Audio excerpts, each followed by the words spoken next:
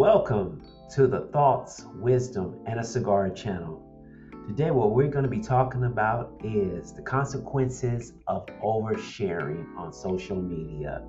Because some of you guys out there, and girls, especially the girls, are just batshit out of your mind of the stuff that you tell about yourselves out there on the World Wide Web. Think about it, World Wide Web. So what inspired me to do this video that you are now looking at, and hopefully you are, is this lady right here. Well, her name is Lexi Loyler. Hopefully I said that right. Lexi Loyler. She's an RN out of Florida. And she says some very disparaging things about another individual. And also, too, she made it known of her political views on TikTok, no less. I'm not going to go into details of what she said. I'm not going to repeat what she says, but Google her, look her up. You'll find her and you'll find out exactly what she said. Anyway, the gist of it is that she is now feeling the consequence of her oversharing on social media. And so her consequence is that she got fired from her job. But we're going to get into more detail about the other consequences that one can suffer when they share too much on social media. But I just wanted you to know that this was the inspiration for this video, this lady here, Lexi Loyler. Now, that's just one consequence of someone sharing too much of themselves on social media. But, you know, when you are out here in these social network streets, you got to be mindful of what you're putting out there. Now, you know, you're behind your desk, you're on your bed, or wherever you're at in the safety, comfort of your home, you're doing this, and you feel that you're untouchable because you're in a safe space.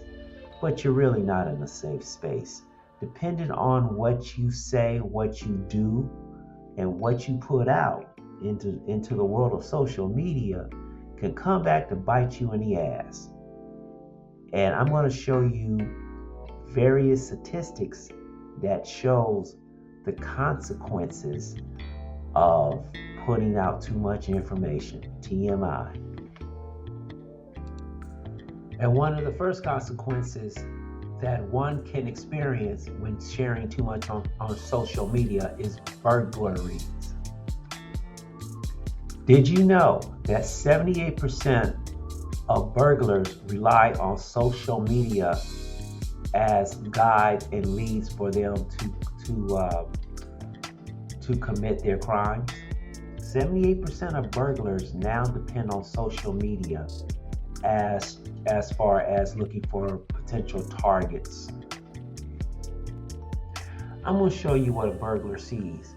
Let's say, for example, you're going to post that you're going to go away for 14 days, 2-week vacation, holiday, in some kind of remote island, right? This is what the burglar sees. He sees, for one, you're going to be away for 14 days, so your house is going to be empty.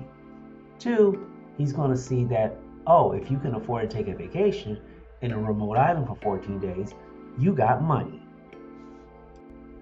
And 3, because you've made everybody aware that you're going to be gone for 14 days to a remote island, that gives the burglar time to case out your joint, to find out where all the security apparatuses are, find out if you have a dog that may be guarding your home, to find out what your neighbors are doing.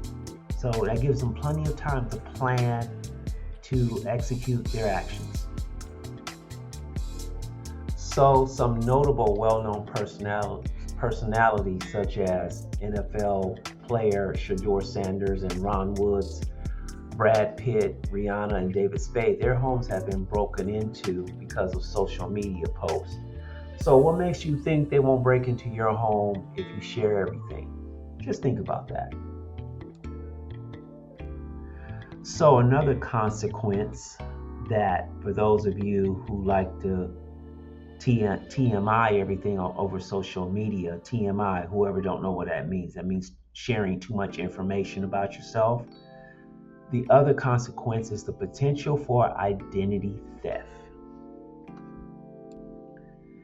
Did you know that 91% of identity thieves use social media to find out the answers to your security questions? You know, those questions that they ask you, like, what is your mother's maiden name, or your father's middle name, or what high school you went to, in order to access your account. This could be the account to your banks. This could be your credit card account. It could be any account that has something to do with somebody can gain some monetary value from. So keep that in mind, that 91% of identity thieves use social media to gain the answers to your security questions. And for those of you who are having a hard time trying to get employment right now, you do everything right. You put on the look, your best suit and tie or dress or skirt. You go and you interview well. You seem to have a good rapport with the potential employer, and the employer seems to have a nice rapport with you. You walk out the interview sure of yourself, thinking that they're going to give you a call. You feel as though, I got this. But for some reason, you never hear from the employer. They never call you. Or when you call them to see what the status is of them hiring you, you find out they went with another candidate. Well, maybe it's because you post everything about your life on social media and they were able to see what you were really about. Because understand, an interview is only about no more than maybe 30 minutes, and it only gives a snippet of that employer of your life. But what you put on social media really tells the real story about who you are and what you do outside of that potential job that you may have gotten had you not been on social media. So I say all that to say that 37% of employers are rejecting job candidates based on their social media content. And the percentage is getting higher and higher as more and more people put TMI, too much information, out there about themselves.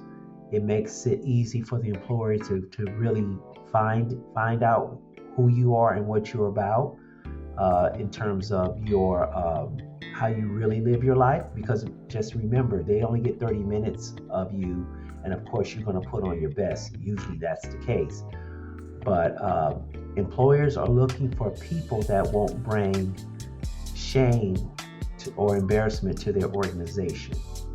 So keep that consequence in mind. 37% of employers are have rejected job candidates based on social media content, and the number is rising with certain employers.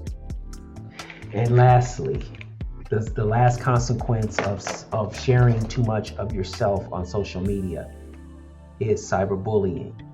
And this is great information for parents and teens alike. And I think that teens and parents need to hear this.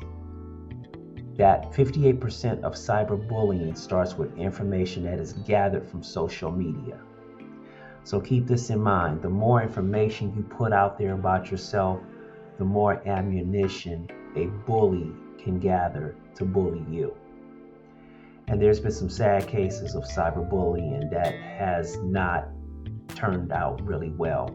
I'm not going to go into this video, but just keep in mind that 58% of cyberbullying starts with the information that is gathered on social media. So a word to the wise, be careful what you put out there. So this will conclude the video. Hopefully you've been enlightened as much as I have, because I had a joy researching this information and finding out these surprising statistics as it relates to social media. And I just want to pass it on to somebody out there who needs maybe a lesson in being aware to not be sharing so much of themselves. Anyway, if you like the video, please hit the subscribe button.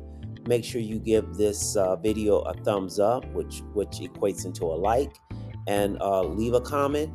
Leave a comment. Excuse me. Leave a comment, and may you all be well and peace and blessings.